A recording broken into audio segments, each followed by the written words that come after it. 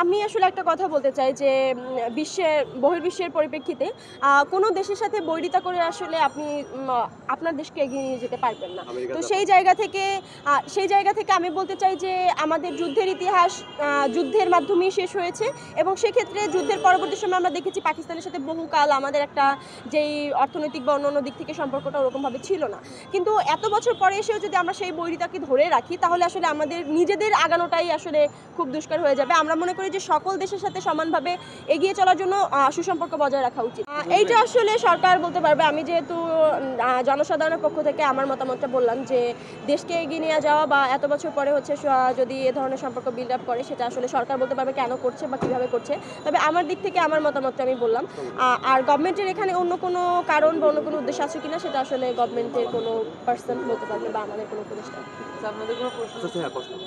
পাকিস্তান থেকে মাল আসে বাংলাদেশে আসার পরে সেটা ভারতীয় মিডিয়াগুলো বলছে অস্ত্র। এই বিষয়ে আপনারা কি বলতে পারেন? আসলে আমরা দেখেছি যে 24-এর এই বিপ্লবের পরে বা মানে খুব সম্প্রতি একটা পাকিস্তান থেকে একটা কন্টেনার বা একটা জাহাজে করে কিছু পণ্য এসেছে। তো এটা নিয়ে আসলে ভারতীয় কিছু মিডিয়া বা মাধ্যমগুলো খুব ঢালাওভাবে প্রচার করছে যে এখানে হয়তো বা অস্ত্র বা অন্যান্য গোলাবারুদ এই সামগ্রীগুলো আসছে এবং এই ধরনের ধারণা থেকে তারা বিভিন্নভাবে প্রচার করছে এবং এটাকে আমি মনে করি যে নেগেটিভলি প্রচার করছে যে বাংলাদেশে অস্ত্র ঢুকছে বা এরকম অস্থিতিশীল করার জন্য। তারা আশঙ্কা করছে ভারতকে অস্থিতিশীল করার জন্য। তাই ভারত একটা স্বাধীন রাষ্ট্র, বাংলাদেশ একটা স্বাধীন রাষ্ট্র। বাংলাদেশের এখানে কোনো খায়া দেয়া কাজ নাই যে ভারতকে অস্থিতিশীল করতে যাবে। আর আমি মনে করি ভারতেরও খায়া দেয়া বোনের মোষ তাড়ানোর কোনো দরকার নাই। নিজেদের দেশ নিয়ে ভাবেন। বাংলাদেশের মানুষ যেটা করতেছে, বাংলাদেশের সরকার যেটা করতেছে সেটা বাংলাদেশের কথা চিন্তা করেই করতেছে এবং বাংলাদেশের ভালোভাবেই চিন্তা করতেছে। আপনাদের এটা নিয়ে মাথা ঘামানোর কোনো দরকার নেই। নিজেদের দেশে মন দেন, নিজেদের দেশে কাজ করেন, নিজেদের দেশে। তাহলে কি এটা অপপ্রচার বলছেন আপনারা? অবশ্যই অপপ্রচার। আমার নাম হচ্ছে সিনথিয়া জাহিন আয়েশা। আমি কেন্দ্রীয় সমন্বয়ক বৈষম্য বিরোধী ছাত্র আন্দোলন এবং আমার ক্যাম্পাস হচ্ছে বেগম বজরুন্নেসা সরকারি মহিলা কলেজ। অঙ্গরাজ্য তারা এত বেশি বাড়াবাড়ি করবে কেন?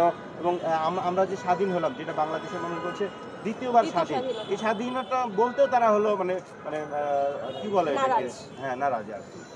এই প্রসঙ্গে আসলে আমার যেটা মতামত যে বাংলাদেশের একটা স্বাধীন দেশ এবং সেখানে আমাদের মানে 3 পাশ জুড়েই হচ্ছে ভারতের অবস্থান। আমরা ভারতের নিকটবর্তী একটা দেশ, ভারত আমাদের পার্শ্ববর্তী প্রতিবেশী দেশ।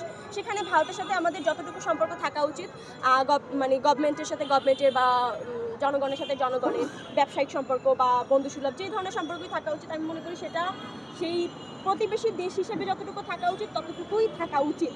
এর বেশি তাদেরকেও ভারতের সাথে আমাদের যে সম্পর্কটা পাকিস্তানের সাথে সেটা না। আমরা জানি যে 1971 সালে 30 লক্ষ মা বোনের রক্তের বিনিময়ে কিন্তু আমরা দেশটা অর্জন করেছিলাম। তাদের সাথে আসলে আমাদের সুসম্পর্ক গড়ে তোলা ঠিক হবে কিনা আপনারা কি বলেন? এবং যদি সরকারও গড়ে তোলে পাকিস্তানের সাথে সুসম্পর্ক, আরও আগে স্বাধীন, আমি আগেই বলেছি।